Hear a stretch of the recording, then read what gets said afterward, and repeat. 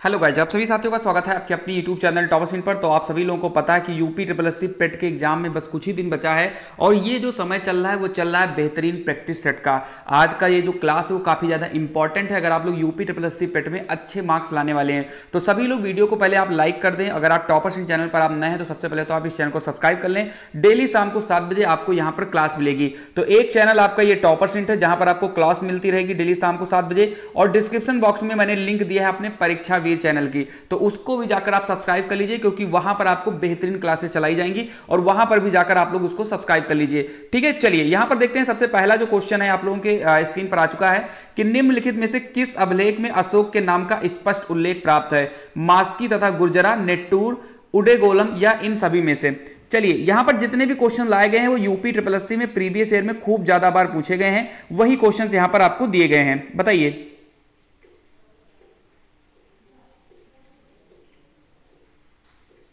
चलिए तो यहां पर अगर हम पहले क्वेश्चन का अगर हम आंसर की बात करें तो इसका सीधा और राइट आंसर इन सभी से हो जाएगा ऑप्शन नंबर डी, क्योंकि अशोक के नाम का जो स्पष्ट उल्लेख है वो मास्की तथा गुर्जरा में भी मिलता है, नेट्टूर में भी मिलता है, उडेगोलम में भी मिलता है, और साथ ही साथ अगर हम बात करते हैं इनके अलावा तो रुद्रदामन का एक जूनागढ़ अभिलेख है, वहां पर भी जो है इसके नाम का उल्लेख जो है मिलता है। तो ये सब याद रखिए, बहुत बार यूपी ट्रिपल एससी पेट में पूछा गया है। सॉरी, यूपी ट्रिपल एससी पेट में नहीं, यूपी ट्रिपल एससी से संबंधित जितनी भी भर्तियां आई हैं वहां पर यह बार बार पूछा गया है। क्वेश्चन नंबर 2 पर आ जाइए। 1178 ईस्वी में किस शासक ने मोहम्मद गौरी को पराजित किया था? पृथ्वीराज चौहान, भीम द्वितीय या फिर पृथ्वीराज तृतीय? क्वेश्चन नंबर 2 का आंसर बताइए आप लोग।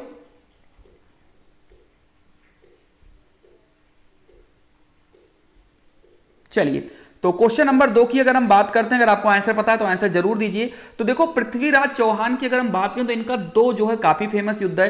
1191 में तराइन का पहला युद्ध जिसमें पृथ्वीराज चौहान विजयी हुआ था, उसके बाद 1192 में तराइन का दूसरा युद्ध हुआ था जिसमें जो है पृथ्वीराज चौहान हार गया था। वहीं पर हम बात करते हैं, यहां पर एक युद्ध 1178 ईस्वी में हुआ था, आप सभी लोगों को पता होना चाहिए। ठीक है, भीम द्वितीय, जिनको आप लोग मूल राज के भी नाम से जानते थे। ठीक है, गुजरात पर जो है मोहम्मद गौरी ने आक्रमण किया था और वहां पर भीम द्वितीय ने जो है अपनी माता के साथ मिलकर, याद रखिएगा इसको, जो कि इनकी माता थी जिनका नाम था नायिका देवी, उनके नेतृत्व में जो है मोहम्मद गौरी को हराया था। तो इस चीज को आपको याद रखना है। 1178 ईस्वी में हुआ था, गुजरात पर आक्रमण मोहम्मद गौरी ने किया था, याद रखिएगा। और कौन लोग मिलकर हराए थे इनको? तो भीम द्वितीय, और इनकी सेना का नेतृत्व इनकी माता नायिका देवी कर रही थी और वहां पर जो है मोहम्मद गौरी को जो है मुंह की खानी पड़ी थी। चलिए क्वेश्चन नंबर 3 पे आते हैं। बेसिन की संधि 1802 ईस्वी के द्वारा निम्नलिखित में से किसने अंग्रेजों की संरचना स्वीकार की थी? बताइए, बेसिन की संधि।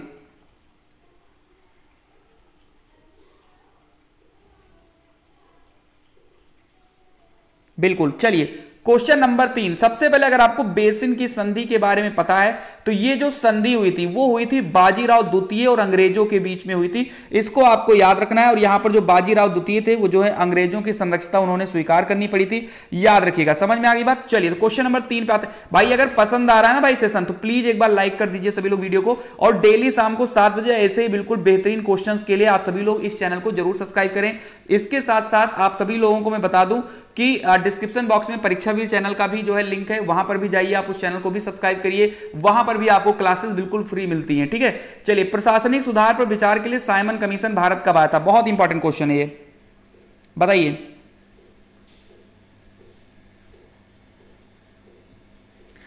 चलिए 1931 में आया था, 1928 में आया था, 1927 में आया था या फिर 1930 में आया था? बहुत ही सिंपल सा क्वेश्चन है भारतीय इतिहास का। चलिए तो क्वेश्चन नंबर 4 की अगर हम बात करते हैं तो 1928 सही हो जाएगा। एक क्वेश्चन आपके एग्जाम में और आता है कि साइमन कमीशन में टोटल कितने सदस्य थे? तो 7 सदस्य थे, और ये सातों के 7 सदस्य जो थे वो अंग्रेज थे, कोई इसका भारतीय सदस्य नहीं था, इसीलिए इसका विरोध भी हुआ था। और इस साइमन कमीशन को हम लोग व्हाइट मैन कमीशन के भी नाम से जानते हैं। काफी ज्यादा इंपॉर्टेंट क्वेश्चन है।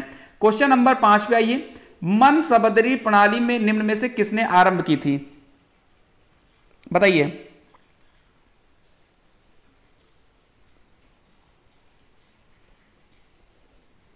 चलिए सबसे पहले मैं आपको बता दूं कि ये मनसबदरी प्रणाली क्या है। आपको हम बता दें जो अकबर थे, इसका राइट आंसर भी बता दूं, अकबर इसका राइट आंसर हो जाएगा।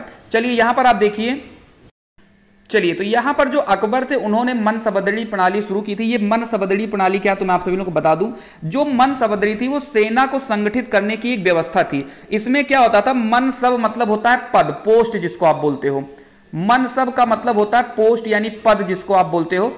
तो इसमें क्या था कि प्रत्येक घुड़सवार, यहां पर आपको हम बता दें, जो मनसब यानी जिसमें प्रत्येक मनसबद अपनी अपनी श्रेणी और पद के अनुसार घुड़सवार सैनिक रखता था। यह चीज आपको याद रखना है। तो अकबर के समय पर शुरू हुआ था और इसमें जो घुड़सवार था वो अपने अपने पद के अनुसार एक सैनिक रखता था। इस चीज को याद रखना है। और अकबर ने जो है मनसबदड़ी प्रणाली स्टार्ट की थी। अब आते हैं भारतीय राष्ट्रीय आंदोलन से 5 क्वेश्चन कौन से आए थे, यहां पर देखिए। क्वेश्चन नंबर 6 है, भारत छोड़ो आंदोलन के समय उत्तर प्रदेश के किस जिले में सामंत सरकार की स्थापना की गई थी? इलाहाबाद, बलिया, लखनऊ या फिर फैजाबाद? सभी लोग आंसर देते रहेंगे, कोई भी यहां पर लापरवाही नहीं करेगा। बताइए, बहुत बढ़िया। चलिए, भारत छोड़ो आंदोलन के समय उत्तर प्रदेश के किस जिले में सामंत सरकार की स्थापना की गई थी? बताइए। चलिए, तो क्वेश्चन नंबर 6 की अगर हम बात करते हैं तो इसका जो राइट आंसर है ऑप्शन नंबर बी हो जाएगा, बलिया इसका बिल्कुल करेक्ट हो जाएगा। और बलिया में जो है एक सामंत सरकार की जो है स्थापना की गई थी। क्वेश्चन नंबर 7, चलिए, वर्ष 1917 में चंपारण सत्याग्रह किस राज्य में प्रारंभ किया गया था? बहुत अच्छा क्वेश्चन है और बहुत इजी भी है। पंजाब, उत्तर प्रदेश, बिहार या फिर हरियाणा? क्वेश्चन नंबर 7 का आंसर दीजिए। चलिए, बहुत बढ़िया क्वेश्चन है ये।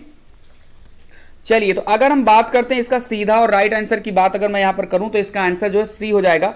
और बिहार में जो है चंपारण सत्याग्रह किया गया था और यहां पर 3 कठिया पद्धति के विरुद्ध जो है ये आंदोलन किया गया था, सत्याग्रह किया गया था। ये भी आप लोगों को याद रखना है, ठीक है। चलिए, बहुत बढ़िया। तो इसमें होता क्या था, 3 कठिया प्रथा में आपको मैं बता दूं, इसमें जो है जो भी किसान होते थे वो अपनी भूमि के 3/20वें हिस्से पर अनिवार्य रूप से नील की खेती करनी पड़ती थी। यह भी याद रखिएगा। अगर आपको मामला समझाना हो किसी को क्या मामला था तो इसमें यही था कि उसकी जो जमीन थी उसके 3/20 भाग पर किसानों को अनिवार्य रूप से, ये अनिवार्य था बिल्कुल कठोर रूप से, कि आपको नील की खेती जो है करनी पड़ेगी। समझ में आ गई बात? चलिए, और इसी सत्याग्रह के बाद में जो रविन्द्रनाथ टैगोर जी थे उन्होंने गांधी जी को महात्मा की उपाधि दी थी। यह भी आपको याद रखना। अच्छा क्वेश्चन है।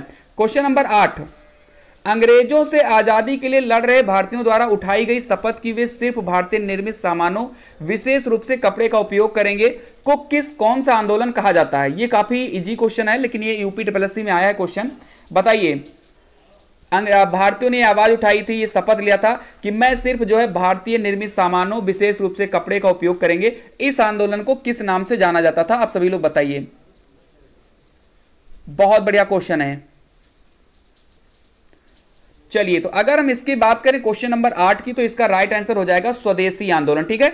इसमें जो भारतीय थे उन्होंने ये नारा लगाया और ये अपील की सभी लोगों से और ये शपथ भी लिया कि हम जो है सिर्फ और सिर्फ स्वदेशी वस्तुओं का ही प्रयोग करेंगे, उन्हीं सामानों को प्रयोग करेंगे और किसी भी यानी अंग्रेजों से हम कोई भी सामान नहीं लेंगे। अगर ये पूछा जाए ये शुरुआत कब की गई थी तो जब आपका बंगाल का विभाजन हुआ था 1905 ईस्वी में। आप सभी लोगों को पता होना चाहिए 1905 में जब बंगाल का विभाजन हुआ था उसके बाद जो है ये चीज किया गया था कि भाई हम स्वदेशी आंदोलन करेंगे। हालांकि बंगाल विभाजन को 1911 में वापस भी ले लिया गया था। आप सभी लोगों को यह पता होना चाहिए। चलिए, क्वेश्चन नंबर 9 पे आ जाते हैं। व्यक्तिगत सत्याग्रह की शुरुआत कब हुई थी? 1938 ईस्वी में, 1939 में, 1940 में या फिर 1942 ईस्वी में? क्वेश्चन नंबर 9 पे आ जाइए। सभी लोग सब्सक्राइब कर लें। शाम को 7 बजे आपको क्लास मिलेगी। सब काम छोड़ के आपको 7 बजे आपको आ जाना है। टॉपर्स इन पर भी मिलेगी, परीक्षा वीर पर भी मिलेगी, इसीलिए दोनों चैनल को आपको सब्सक्राइब करना है। परीक्षा वीर की भी लिंक मैंने डिस्क्रिप्शन बॉक्स में दे दी है। चलिए, अरे मतलब अलग अलग समय पर मिलेगी। 7 बजे आपको टॉपर्स इन पर मिलेगी क्लास। चलिए, क्वेश्चन नंबर 9, तो सर्वप्रथम जो है यहां पर व्यक्तिगत सत्याग्रह की शुरुआत कब हुई थी? क्वेश्चन नंबर 9 का जो सीधा और राइट आंसर हो जाएगा ऑप्शन नंबर सी हो जाएगा। 1940 ईस्वी में जो है व्यक्तिगत सत्याग्रह की शुरुआत हुई थी। और याद रखिएगा, अगर हम बात करते हैं इसमें कि इसमें किसने भाग लिया था तो विनोबा भावे और जवाहरलाल नेहरू थे। इसमें 2 लोगों का नाम यहां पर आता है, विनोबा भावे और दूसरे थे आपके जवाहरलाल नेहरू। क्वेश्चन नंबर 10 पे आइए। एक अखिल इस्लामी आंदोलन तहरीके रेशमी रुमाल किस आंदोलन से शुरू हुआ था? बरेली आंदोलन, देवबंद आंदोलन, खिलाफत आंदोलन या फिर वहाबी आंदोलन? बताइए। क्वेश्चन नंबर 10 का आंसर दे दीजिए। चलिए, बहुत बढ़िया। क्वेश्चन नंबर 10, एक अखिल इस्लामी आंदोलन तहरीके रेशमी रुमाल किस आंदोलन से शुरू हुआ था? तो बिल्कुल देवबंद आंदोलन जो है ये इसका सीधा और राइट आंसर हो जाएगा। अगर हम बात करते हैं देवबंद आंदोलन क्या है, यहां पर मैं आपको बता दूं, बिल्कुल चलिए, तो 1866 से 1867 के मध्य जो है ये युद्ध हुआ था, ठीक है, तहरीके रेशमी रुमाल। तो ये 1866 से 67 में हुआ था। और अगर आपको सिर्फ तहरीके रेशमी के अलावा आपसे पूछा जाए कि बताइए भाई मेरे रेशमी रुमाल आंदोलन कब हुआ था, तो अगर सिर्फ और सिर्फ आपसे रेशमी रुमाल की बात करेंगे, याद रखिएगा रेशमी रुमाल की, तो इसकी शुरुआत 1913 से 16 में हुई थी। तो याद रखिएगा तहरीके रेशमी रुमाल 1866 से 67 था, लेकिन अगर रेशमी रुमाल पूछा जाएगा तो 1913 से 16 था। इस चीज को याद रखना है, देवबंद आंदोलन, ठीक है, याद रखिएगा। चलिए क्वेश्चन नंबर 11 पे आते हैं। भूगोल से कौन से क्वेश्चन आए थे, क्योंकि भूगोल से भी 5 क्वेश्चन आएंगे। लिखा है डॉट डॉट गैस पृथ्वी से दीर्घ तरंग औरत विकिरण अवशोषित करती है और पुनः पृथ्वी की ओर उत्सर्जित करती है। बताइए कौन सी गैस है जो पृथ्वी से दीर्घ विकिरण जो है अवशोषित करती है और पुनः पृथ्वी की ओर उत्सर्जित करती है? Methane, green house, carbon dioxide या फिर ओजोन? क्वेश्चन नंबर 11, बहुत बढ़िया। तो इसका जो राइट आंसर हो जाएगा वो ग्रीन हाउस हो जाएगा। तो ग्रीन हाउस गैस जो होती हैं वो पृथ्वी से जितनी भी औरक्त विकिरण होती है उनको अवशोषित कर लेती हैं और पुनः पृथ्वी की ओर जो है वो उत्सर्जित करती हैं। तो ग्रीन हाउस गैस जो है आपका बिल्कुल ही राइट आंसर हो जाएगा। और अगर पूछा जाए कि ग्रीन हाउस गैस में मेन गैस कौन सी है, तो कार्बन डाइऑक्साइड गैस है, सल्फर डाइऑक्साइड है। समझ में आ गई बात? ये सारे जो हैं आपके ग्रीन हाउस गैस के, मीथेन होती है, जलवाष्प होती है, सब जो है आपका बहुत ही जलवाष्प होती है, सब आपके जो है ग्रीन हाउस गैस के एग्जाम्पल हैं। क्वेश्चन नंबर 12 पे आते हैं। निम्नलिखित में से कौन सा विश्व की दूसरी सर्वाधिक लवणीय झील है? लाल सागर, मृत सागर, बाल्टिक सागर या फिर वान झील, तुर्की? बताइए दूसरी सर्वाधिक लवणीय झील की यहां पर बात की गई है।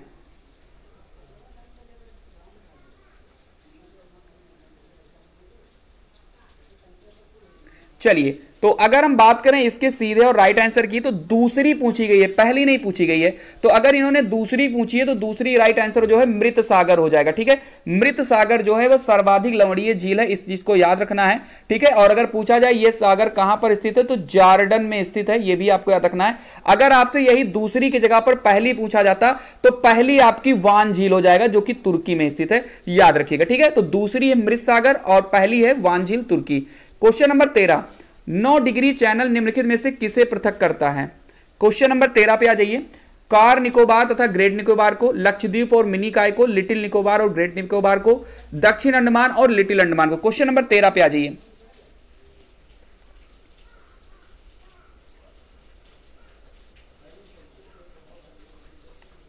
बहुत बढ़िया।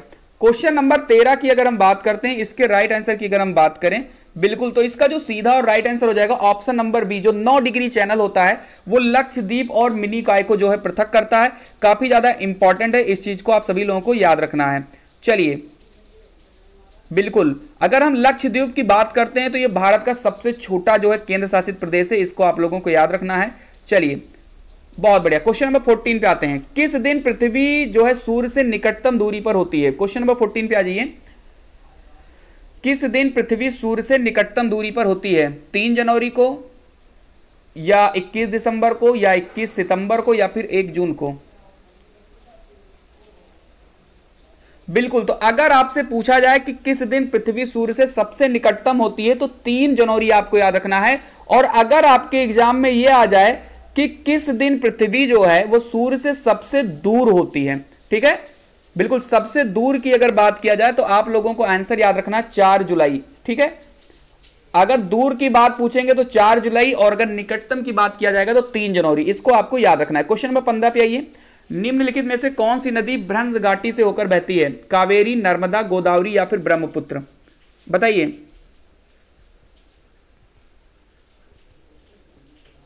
बहुत बढ़िया, ये इजी क्वेश्चन होगा मेरे हिसाब से, आप सभी लोगों के लिए इजी क्वेश्चन है।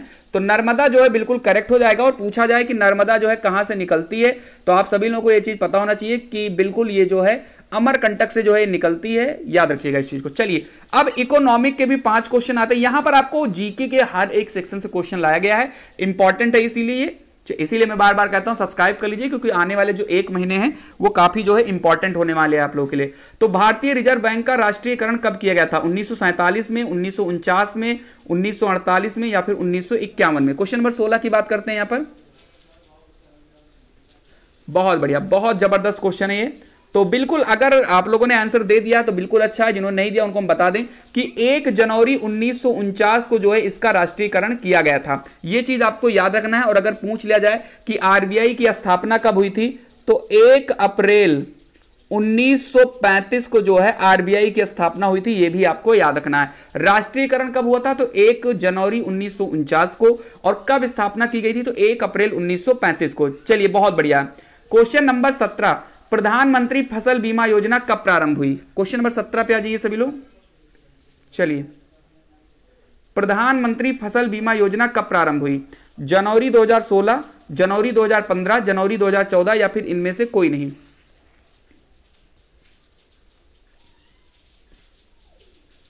चलिए, क्वेश्चन नंबर 17 की अगर हम बात करते हैं तो इसका जो सीधा और राइट आंसर हो जाएगा बिल्कुल जबरदस्त है। क्वेश्चन नंबर 17, चलिए तो इसका आंसर हो जाएगा जनवरी 2016। इसमें जो है फसल बीमा योजना की शुरुआत की गई थी और इसमें जो है यही था कि जो किसान होते हैं उनको अत्यंत कम मूल्य पर जो है फसल बीमा उपलब्ध कराया जाए, और इसकी शुरुआत जो है प्रधानमंत्री जी ने की थी। तो जनवरी 2016 इसका राइट आंसर हो जाएगा। क्वेश्चन नंबर 18, मांग वक्र कब अंतरित नहीं होता है? जब केवल वस्तुओं की कीमत बदलती है, जब केवल आय बदलती है, जब केवल एवजी उत्पादों की कीमतें बदलती हैं, या जब विज्ञापन व्यय में कोई बदलाव होता है? क्वेश्चन नंबर 18, मांग वक्र कब अंतरित नहीं होता है? क्वेश्चन नंबर 18 का आंसर दीजिए।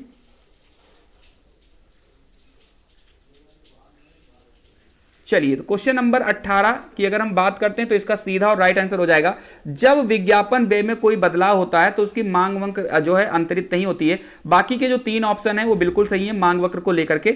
चलिए, क्वेश्चन नंबर 19 पे आइए। बैंक ऋण के प्रयोजन के लिए अल्पकालिक फसल, थोड़ा छोटा कर दूं, क्वेश्चन थोड़ा बड़ा लग रहा है। चलिए, बैंक ऋण के प्रयोजन के लिए अल्पकालिक फसल किसे मानी जाती है? बताइए। जो फसल 1 वर्ष से अधिक के लिए उगाई जाती है, फसल जो 1 वर्ष और 6 महीने की अवधि के लिए होती है, जो फसल 1 वर्ष या उससे कम के लिए उगाई जाती है, या फसल जो 1 वर्ष और 3 महीने की अवधि के लिए होती है। बताइए यहां पर अल्पकालिक फसल किसे कहते हैं? कुल मिलाकर आपका क्वेश्चन ये है।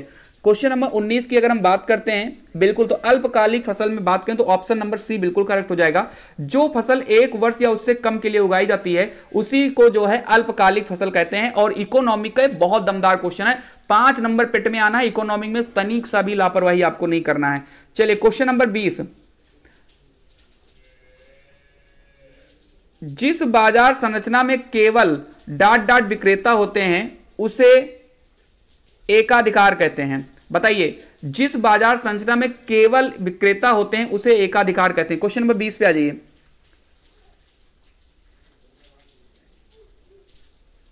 चलिए, तो क्वेश्चन नंबर 20 की अगर हम बात करें तो इसका राइट आंसर 1 हो जाएगा। जिस बाजार संरचना में केवल एक विक्रेता होता है और क्रेता आपके ज्यादा होते हैं, और जो कि बिल्कुल किसी भी मार्केट में जो है ये मुमकिन नहीं है। ये चीज भी आपको बता दूं, किसी भी बाजार संरचना में केवल एक विक्रेता हो ये पॉसिबल नहीं है। लेकिन आपको बता दें, अगर एकाधिकार की बात करेंगे तो वो आपका 1 हो जाएगा, यानी एक विक्रेता और खरीदने वालों की संख्या ज्यादा हो। ऐसा किसी भी मार्केट में पॉसिबल नहीं है किसी भी जगह पर, ठीक है। लेकिन आपको मैं बता दूं कि अगर एक विक्रेता तो उसको हम एकाधिकार कहते हैं। क्वेश्चन नंबर 21 पे आ जाते हैं। अब यहां पर आपके पॉलिटी से क्वेश्चन है, 5 नंबर आपके पॉलिटी से भी आएंगे।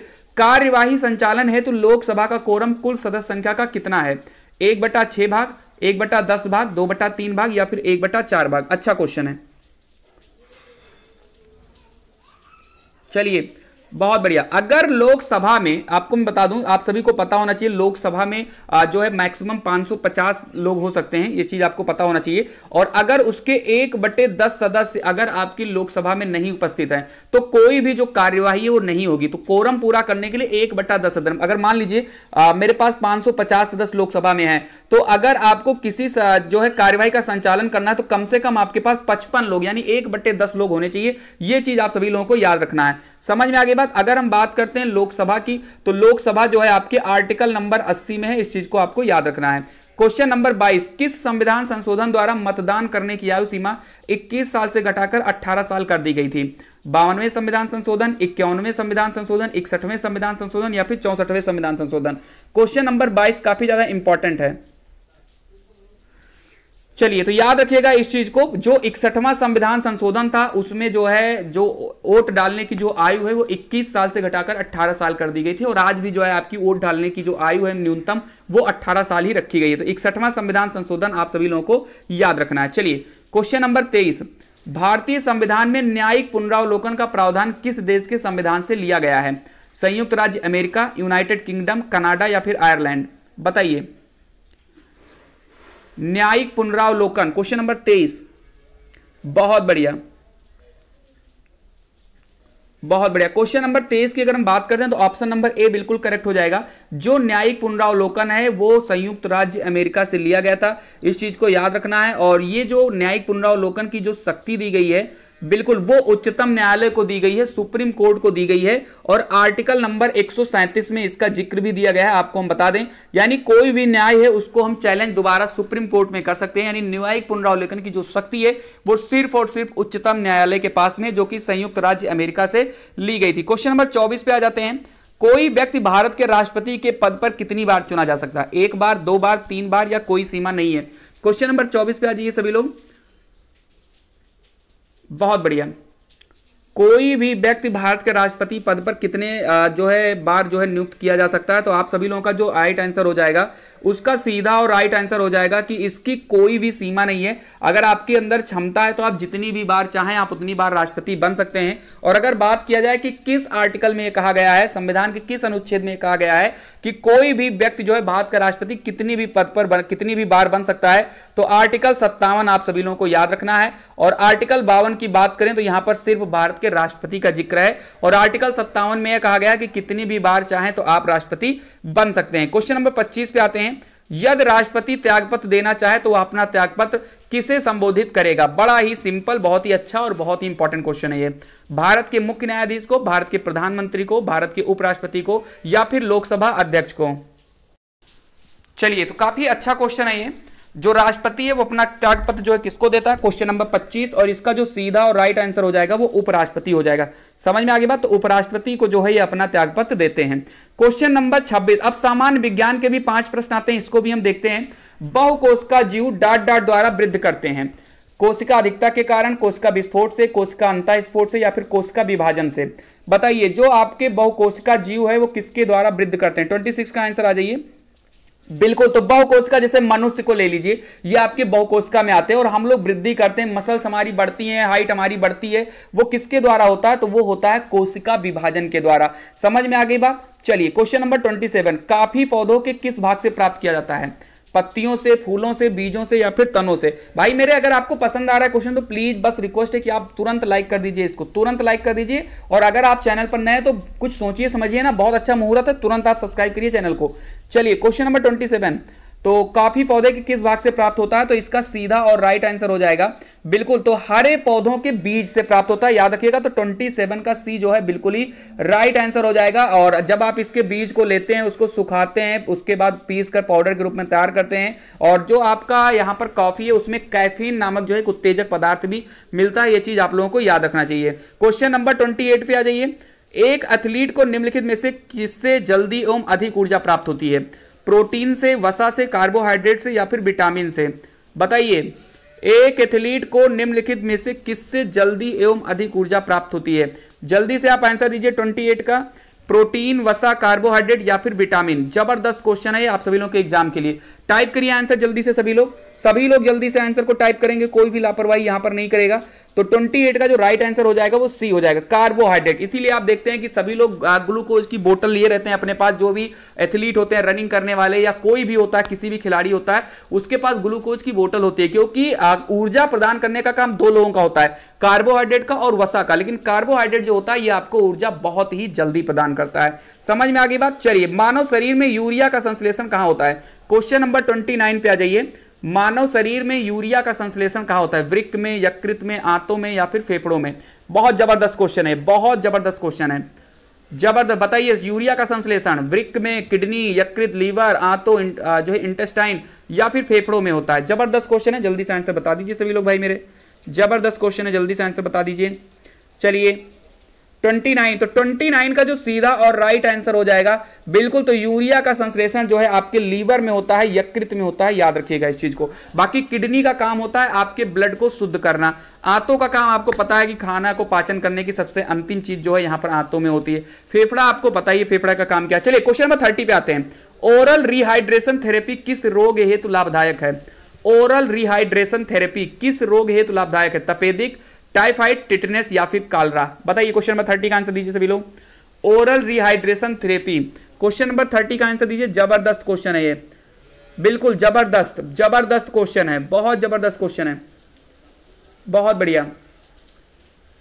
क्वेश्चन नंबर 30, तो बिल्कुल इसका जो राइट आंसर हो जाएगा वो डी हो जाएगा, कालरा। ओरल रिहाइड्रेशन थेरेपी जो है कालरा होता है। और ओरल रिहाइड्रेशन थेरेपी होती क्या है? सबसे पहले तो हम लोग इसको ये बता दें, इसमें क्या होता है कि आपके शरीर में जल और नमक की जो है कमी हो जाती है, इसीलिए आप देखते होंगे नमक और चीनी का जो है घोल दिया जाता है जब भी आपको कालरा हो जाता है। कालरा को ही आप हिंदी में हैजा के नाम से भी जानते हो। लोग कहते हैं ना गर्मी में ज्यादा रसगुल्ला खा लिए, ज्यादा समोसा खा लिए तो आपको कालरा हो जाएगा। तो कालरा में होता क्या है कि आपके शरीर का पानी, और दूसरी चीज अगर हम बात करें तो पानी के साथ साथ नमक की कमी हो जाती है। इस चीज को आपको याद रखना है। क्वेश्चन नंबर 61, अब आप चौंकिएगा मत कि सब 30 के बाद सीधा आप 61 कैसे पहुंच गए। देखो बीच में ये प्रैक्टिस सेट है और बीच में बहुत सारे होते हैं, अंग्रेजी होता है, हिंदी होता है, मैथ्स होते हैं, रीजनिंग होते हैं, वो सारी चीजें बीच में थी तो उनको मैंने जो है गायब कर दिया है। और जो आपके क्वेश्चन जीके के हैं, और ये जो जीके क्वेश्चन है वो सामान्य जागरूकता के हैं, यहां से भी क्वेश्चन आपके एग्जाम में आएंगे। कुल मिलाकर आपको एक चीज पता लग जाएगा कि कहां से कैसे और कितने क्वेश्चन आते हैं। इसीलिए जो हम लोगों के आने वाले एक महीना है ना, ये बहुत इंपॉर्टेंट होने वाले हैं आप लोगों के लिए। इसलिए बिल्कुल तुरंत सब्सक्राइब कर लीजिए और अपने दोस्तों को भी शेयर कर दीजिए और कह दीजिए कि जबरदस्त प्रैक्टिस सेट चलता है। प्रैक्टिस सेट तो सभी करवाते हैं, लेकिन इस तरीके का प्रैक्टिस सेट आपको नहीं मिलेगा, क्योंकि यहां पर उससे जुड़े सारे फैक्ट्स आपको बता दिए जा रहे हैं। चलिए, तो गणगौर किस राज्य का लोक नृत्य? बहुत ज्यादा इंपॉर्टेंट क्वेश्चन है ये। गणगौर जो है वो किस राज्य का जो है लोक नृत्य, फॉक डांस की बात यहां पर की गई है। 61 पे आ जाइए सभी लोग, जबरदस्त क्वेश्चन है यहां पर भैया। चलिए बिल्कुल 61 की अगर हम बात करते हैं, बिल्कुल तो 61 का जो राइट आंसर हो जाएगा यहां पर आप देख सकते हैं वो होगा ऑप्शन नंबर सी, यानी कि राजस्थान में जो है गणगौर राज्य जो है लोक नृत्य होता है। इसको आपको याद रखना है। आदम का पुल या एडम्स ब्रिज कहां पर स्थित है? क्वेश्चन नंबर 62, आदम का पुल या फिर एडम्स ब्रिज कहां स्थित है? ये यूपी SSC में बहुत बार रिपीट किया गया है और उम्मीद है कि इस बार भी आपके एग्जाम में जरूर आएगा।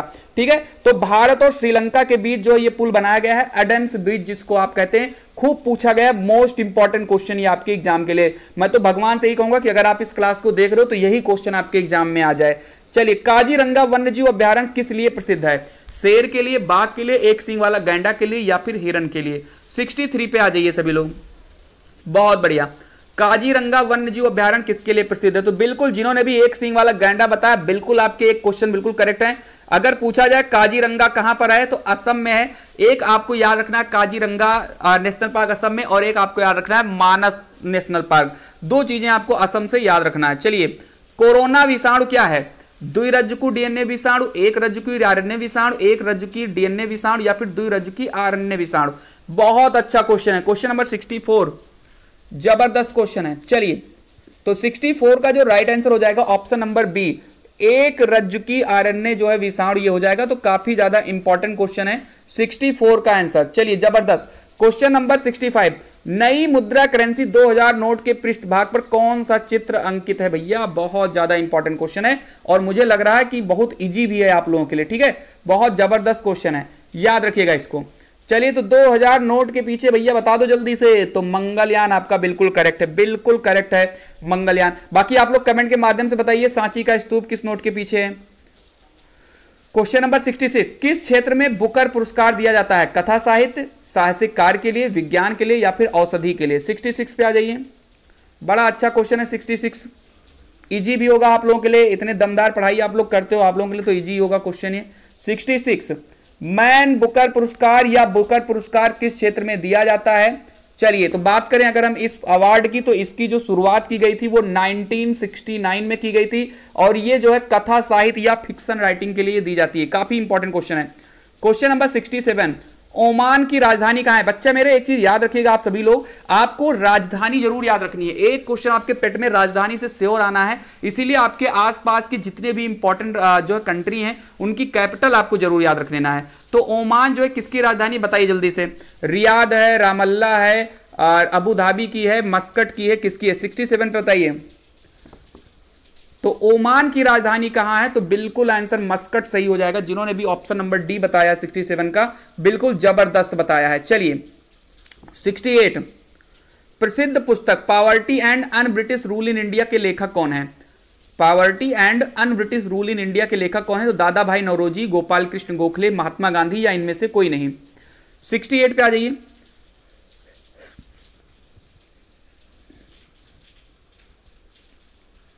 चलिए बहुत बढ़िया। तो याद रखिएगा दादा भाई नौरोजी जो है बिल्कुल करेक्ट आंसर इसका हो जाएगा। इन्होंने ही poverty and un British rule in India के जो है इन्होंने रचना की थी।